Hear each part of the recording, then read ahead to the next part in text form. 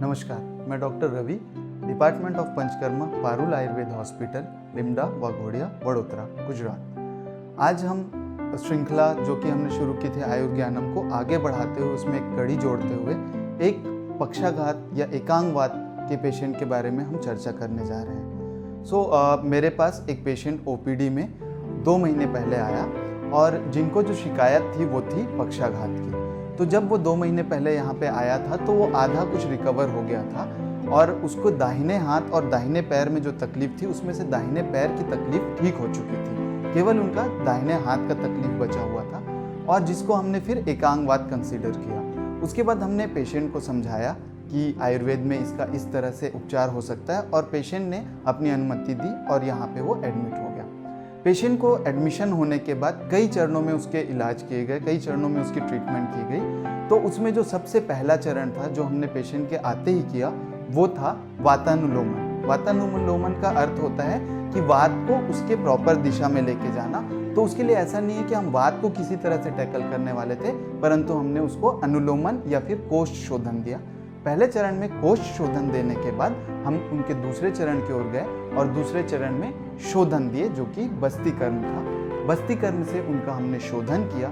शोधन करने के साथ साथ उनको अभ्यंग, परिषेक आदि का भी ट्रीटमेंट दिया जाने लगा। कुछ समय बाद उनका एक एसोसिएट कंप्लेन था और वो एसोसिएटेड कंप्लेन था उनकी आँखों का फील्ड पूरा नहीं होना, उनका जो विज़न था वो पूरा नहीं होना।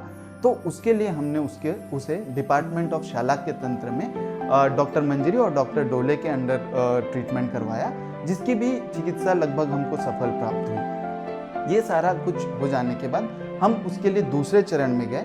तो दूसरे चरण में जो एक हाथ उनका पूरी तरह से काम नहीं करता था, उस हाथ के लिए कुछ स्पेशल फिजियोथेरेपिक इंस्ट्रूमेंट्स मंगाए गए और साथ ही साथ उस हाथ का परिषेक किया गया।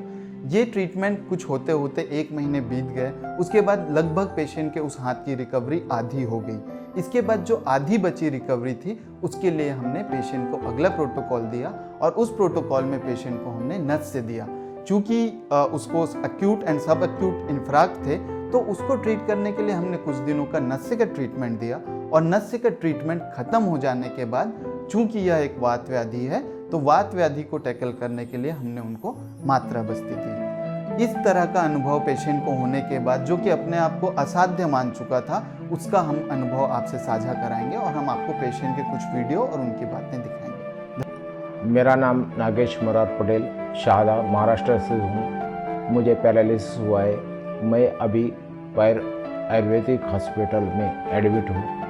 यहाँ मेरे जो डॉक्टर है डॉक्टर रवि साहू सर, ये मेरा इलाज कर रहे हैं। उनके अंदर पंचकर्म में मेरा इलाज यहाँ चालू है। 2 महीने से मुझे 85% पूरा रिलीफ मिला है। उसके बाद यहाँ जो मेरे सभी डॉक्टर स्टाफ ये मेरी सब ये करते हैं, देखभाल करते हैं और सब जो है थेरेपिस्ट उनका भी मैं तहे दिल से शुक्रगुजार हूँ, क्योंकि यहाँ जो मुझे रिलीफ मिला, मैं एक टीचर हूँ और मैं ये सब को यही बताना चाहता हूँ कि आप अगर कहाँ भी हो ये वीडियो अगर सुनते हैं तो आप तुरंत जल्दी से जल्दी पारुल आयुर्वेद हॉस्पिटल में एडमिट हो। और मैं तहे दिल से डॉक्टर रवि साहू इनका शुक्रगुजार रहूँगा, क्योंकि उन्होंने मुझे इतनी अच्छी ट्रीटमेंट दी को जो ज़िंदगी भर मैं भूल नहीं सकता। इसलिए मैं डॉक्टर रवि साहू और सब स्टाफ का धन्यवाद तहे दिल से करता हूँ। मेरा जो राइट साइड को पैरालिसिस हुआ था वो मेरा हाथ जब मैं उठाता था इतना ही उठता था, लेकिन कुछ ये नहीं था, फिर ऐसा ये हो जाता था। लेकिन आज जो हुआ है उसके बाद आज ये हाथ है, ऐसा मैं आपको दिखाता हूँ करके, ऐसा घूमता है। आगे से तो घूमता है लेकिन पीछे से भी ऐसा घूमता है और जो बैलेंस है पूरा बैलेंस ऐसा आ जाता है। इसकी बदौलत ये जो आप देख रहे हैं वो देख सकते हैं। और यहाँ जो मुझे मिला है वो इतना बहुत बेहतरीन है कि ज़िंदगी भर मैं इनका शुक्रगुजार रहूँगा कि एक पैरालिसिस पेशेंट को कहाँ जाना चाहिए और कहाँ नहीं। धन्यवाद।